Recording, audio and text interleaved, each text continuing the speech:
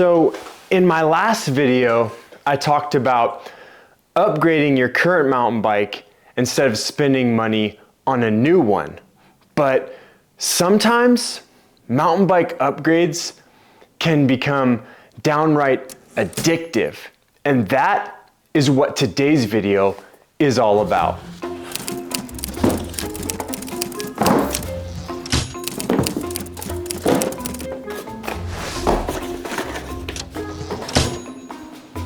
So today I'm talking about something that I think a lot of us can probably relate to, and that is just how addictive upgrading your mountain bike can become. It all starts simple enough. You want to make that one small change to your bike, whether it's a performance upgrade or you're just trying to change the way your bike looks, and then next thing you know, you're knee deep in upgrades, your bank account is crying for mercy, and you're just hoping that everything you purchased will actually make your bike look and ride better. Well, that's exactly where I find myself right now with my Polygon T9. So today, we're putting all those upgrades to the test to find out if my upgrade addiction turned this into the ultimate trail bike or just led me down a rabbit hole to completely unnecessary purchases. Is this a 5 o'clock free crack giveaway?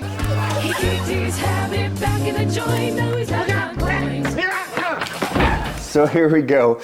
Boxes full of parts, treading that fine line between upgrades and addiction. I always find myself in this situation where I want to do everything I can to try and perfect my bike. But how do you know when you've taken it too far? I mean, some upgrades are absolutely necessary, right? Let's go over all the parts I got here and we'll talk about it. Now the Hunt Trail Wide V2 wheels right here, I actually already installed on the bike. And on those Hunt wheels, I got a set of Pirelli Scorpion tires, Trail One tubeless valve stems. This upgrade reduced the bike's weight by over 4 pounds. It was already riding so much better. And part of me really thought about just keeping the bike with all the stock parts and only doing this wheel and tire upgrade. But I knew there was just a couple more things I needed to change if I really wanted to bring this bike to its full potential. Starting with the cockpit on this bike. The grips, the bars, and the stem. Is there anything wrong with them? No, not really. Do they absolutely need to be upgraded? Probably not, but it's just something we do as mountain bikers, right? We look at the grips like these stock Entity grips. There's just nothing special about them. I know they're not as good as my favorite set of grips that I'll show you guys here in just a little bit. The bars, these bars have like a 25 mil rise, 9-degree back sweep. They could be just a little bit better, and I'll show you guys the bars I'm replacing these with. And then the stem, I don't know, like what do you guys think about this stem? Yeah, it's got that nice short, like 35 mil length, so shorter stem, which I do like for my trail or enduro bikes, but just the way it looks. And I'm not saying looks are everything, and I definitely don't recommend spending a bunch of money just to make your bike look better, but wait till you see the stem, the Trail One Rockville stem I'm gonna put on this bike. It's gonna look so much better. And one final upgrade I'm gonna do is to the dropper post lever. The stock dropper post levers that come on this bike, actually, the stock dropper post levers that come on most bikes just leave a lot to be desired. And if you guys have never bought an aftermarket dropper post lever, like the Wolf Tooth Pro lever that I bought for this bike, it will make your dropper post perform quite a bit better. It's also just easier to action and looks better as well. So let's go ahead and start getting these stock parts off. And then I think you guys will like it. I'm gonna do a side-by-side comparison. These stock parts versus the upgrades that I'm throwing on this bike.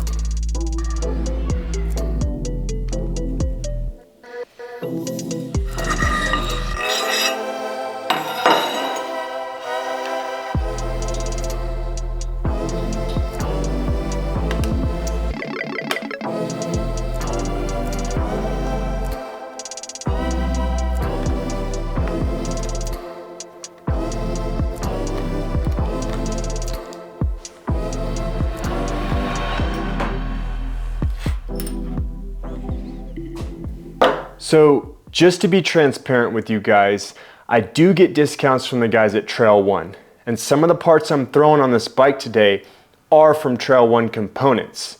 I got discounts down there in the video description to hopefully help you guys out, but the goal of my videos is never to sell you guys on the parts that I'm using, rather just to think about the upgrades you're doing to your bike, what's worth it, and what potentially is not.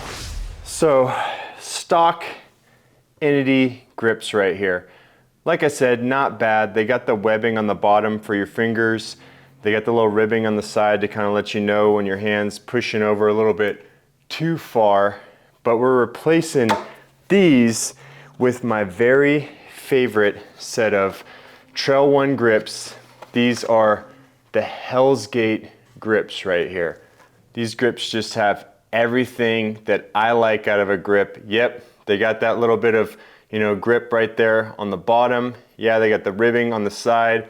Also have this additional little flange right here, which I kind of like, just lets you know when your hand's drifting over too far. They got this nice padding right there up top for when you're gripping on, just to give you that extra comfort.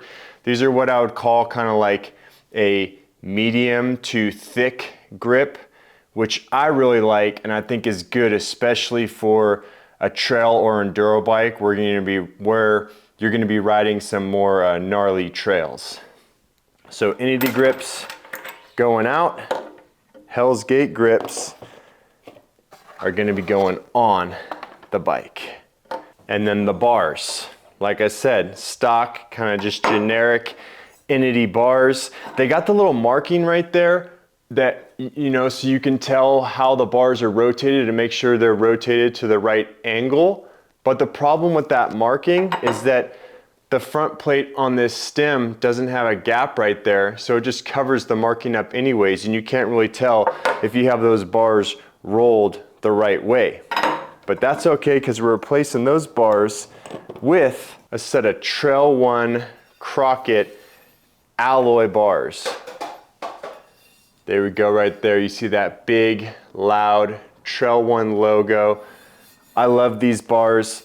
They got the, let's put them right side by side real quick. So 35 mil rise, 8-degree back sweep, 5-degree up sweep. Just got every bit of comfort, just the perfect setup, perfect amount of compliance at the right price for what I like. Now these bars are at 800 width versus the 780, which isn't much of a difference. I will say I liked the way the 780 felt, so I might go ahead and cut these bars down before throwing them on the bike.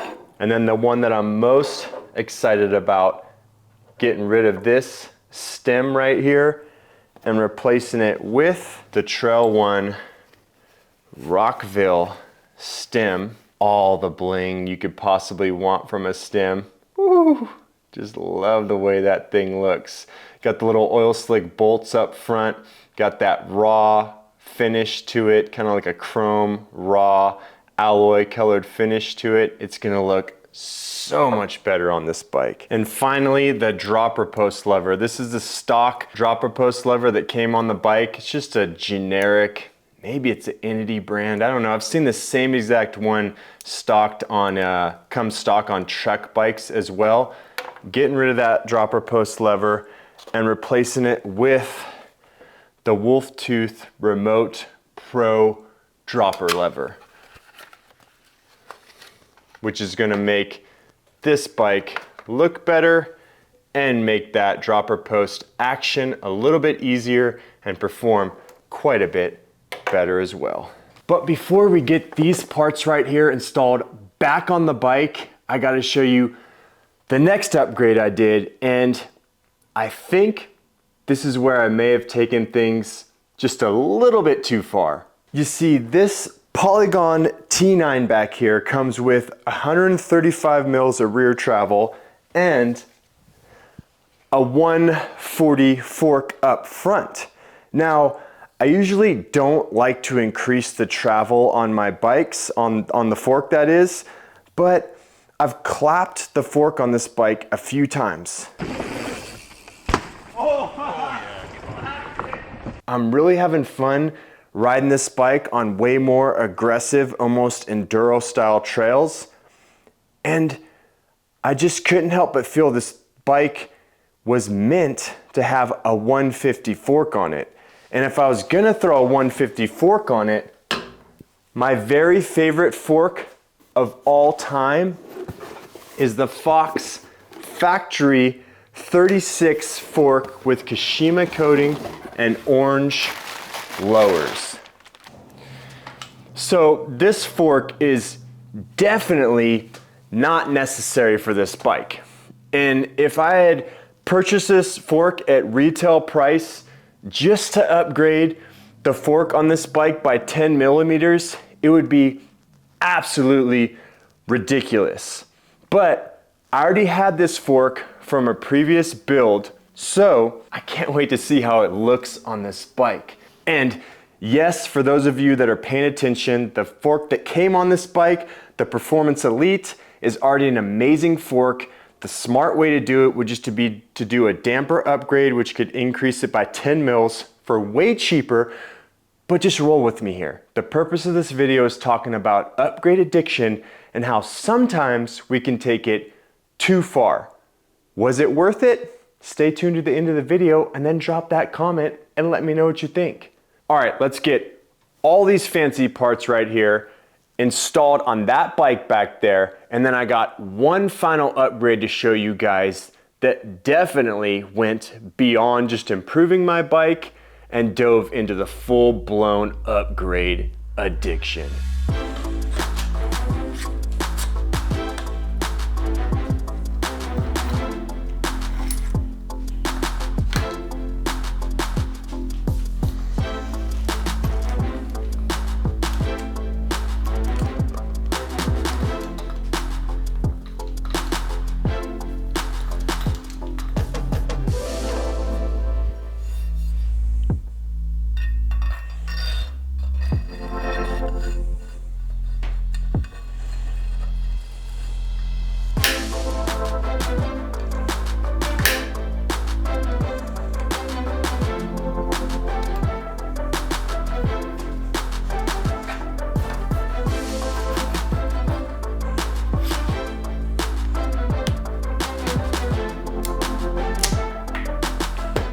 Now, before we take a final look at this bike in its completed state, we got that one final upgrade, which is pedals. These are the 5DEV Trail and Enduro flat pedals that cost a ridiculous $249. Now, the stock pedals that came on this bike are definitely just, generic out of the box ones they give you to kind of hold over. I was never planning on keeping these pedals, but it was definitely ridiculous to spend that much on a set of pedals, no matter how fancy the company 5DEV tries to make them. And to be honest with you guys, I also bought these pedals because I plan on doing a future video on most expensive versus cheapest pedals. So subscribe to the channel if you guys want to check that one out. But let's get these 5DEV pedals on there, and then we'll check out this complete build and talk about what we just did.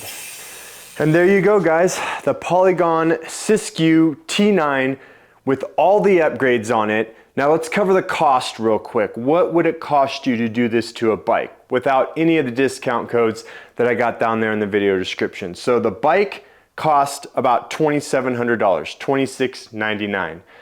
You add in the cost of the Hunt wheels at $425, the Pirelli tires front and rear, tubeless valve stems, Trail 1 Crockett alloy bars, the Rockville stem, Hell's Gate grips, those ridiculously expensive 5DEV pedals, the wolf tooth dropper post lever, that Fox Factory 36 fork that was probably unnecessary, and you're at a price of around $5,017. So you can see just how quickly upgrading your bike can get out of hand. Were any of these upgrades absolutely necessary? Of course not. But was it actually worth it? I'll let you guys be the judge, but just remember, next time you guys are going to upgrade your bike, there's definitely that line you can cross. Are you buying something because it's really going to make your bike perform better? Maybe it's not about performance. Maybe it's okay to buy that expensive fork just because it's going to turn your bike into that, dream bike you've always wanted that gets you stoked to go ride. Because at the end of the day, that's what it's all about.